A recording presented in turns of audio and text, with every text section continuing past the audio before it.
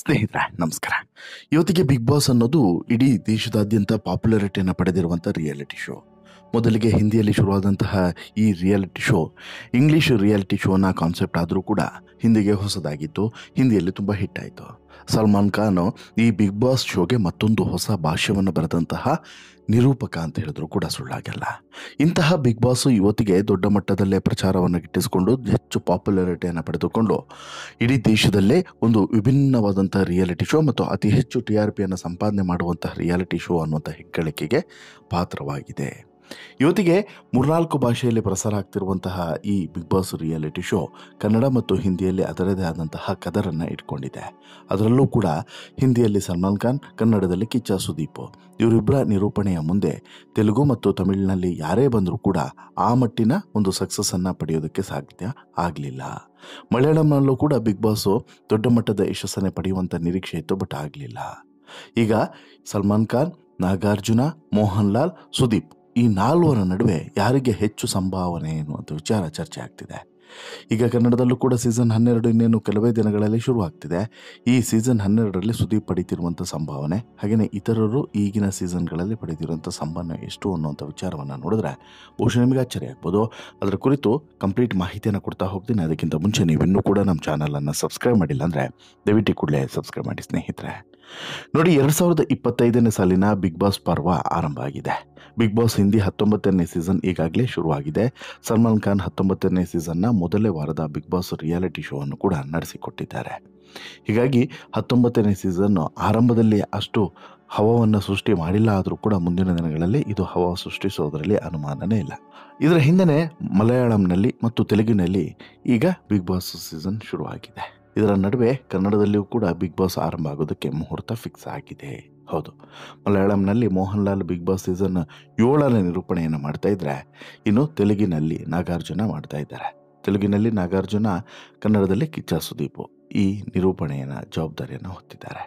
ಹಾಗೆಯೇ ಇಲ್ಲಿ ಹಿಂದಿ ಜೊತೆಗೆ ಮಲಯಾಳಂ ಕೂಡ ಆರಂಭ ಆಗಿರುವಂಥದ್ದು ಹೆಚ್ಚು ನಿರೀಕ್ಷೆಯನ್ನು ಹುಟ್ಟಿಸಿದೆ.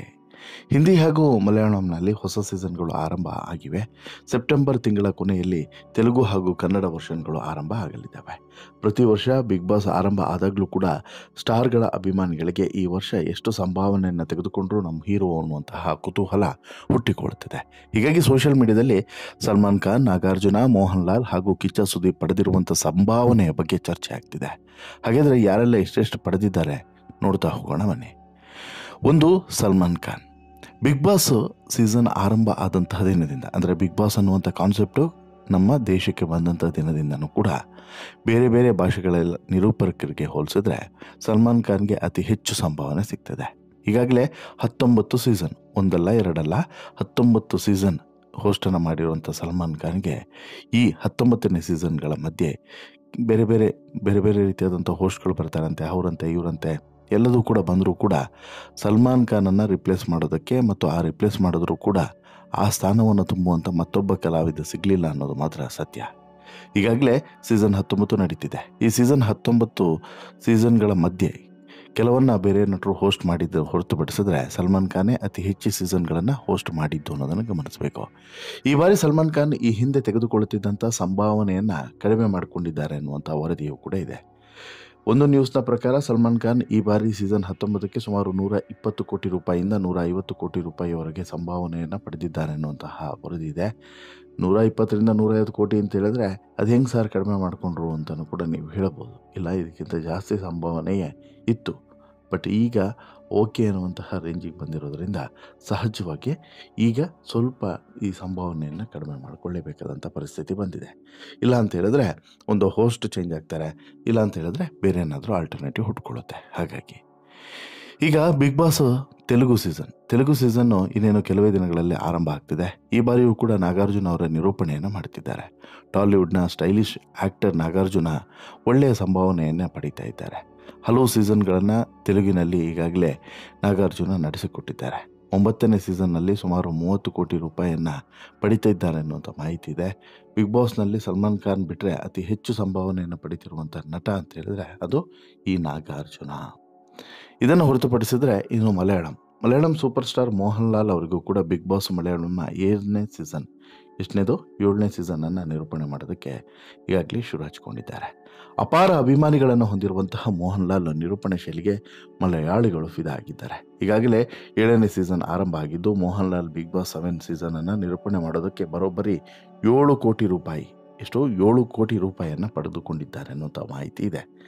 ಇದನ್ನು ಹೊರತುಪಡಿಸಿದರೆ ಮೋಸ್ಟ್ ಅವೈಟೆಡ್ ಮತ್ತು ಹೆಚ್ಚು ನಿರೀಕ್ಷೆಯನ್ನು ಹೊಂದಿರುವಂತಹ ಒಬ್ಬ ಸ್ಟಾರ್ ಅಂತೇಳಿ ಹೇಳಿದರೆ ಅದು ಕಿಚ್ಚ ಸುದೀಪ್ ಅವರು. ಕಿಚ್ಚ ಸುದೀಪ್ ಅವ್ರಿಗೆ ಎಲ್ಲ ಕಡೆಯೂ ಕೂಡ ಪ್ಯಾನ್ ಇಂಡಿಯಾದಲ್ಲಿ ಎಲ್ಲ ಕಡೆಯೂ ಕೂಡ ಫ್ಯಾನ್ ಫಾಲೋಯಿಂಗ್ ಇದೆ. ಅದರಲ್ಲೂ ಕೂಡ ಈ ಕರಾವಳಿ ಮತ್ತು ದಕ್ಷಿಣ ಭಾಗದಲ್ಲಿ ಸ್ವಲ್ಪ ಕಡಿಮೆ ಇರಬಹುದು. ಅದನ್ನು ಹೊರತುಪಡಿಸಿದರೆ ಕಿಚ್ಚ ಸುದೀಪು ಅಂತ ಹೇಳಿದರೆ ಎಲ್ಲ ಕಡೆಯೂ ಕೂಡ ವಿಶೇಷವಾದಂತಹ ಗೌರವ ಇದೆ. ಕನ್ನಡದಲ್ಲಿ ಕಳೆದ 11 ಸೀಸನ್ಗಳನ್ನು ಕಿಚ್ಚ ಸುದೀಪ್ ಅವರು ನಿರೂಪಣೆಯನ್ನು ಮಾಡ್ತಾ ಬಂದಿದ್ದಾರೆ. ಬೇರೆ ಭಾಷೆಗಳಿಗೆ ಹೋಲಿಸಿದರೆ ಎಲ್ಲ ಸೀಸನ್ಗಳನ್ನು ಒಬ್ಬರೇ ನಿರೂಪಣೆ ಮಾಡಿದ್ದಂಥ ಏಕೈಕ ನಿರೂಪಕ ಅಂತ ಹೇಳಿದ್ರೆ ಅದು ಕಿಚ್ಚ ಸುದೀಪ್.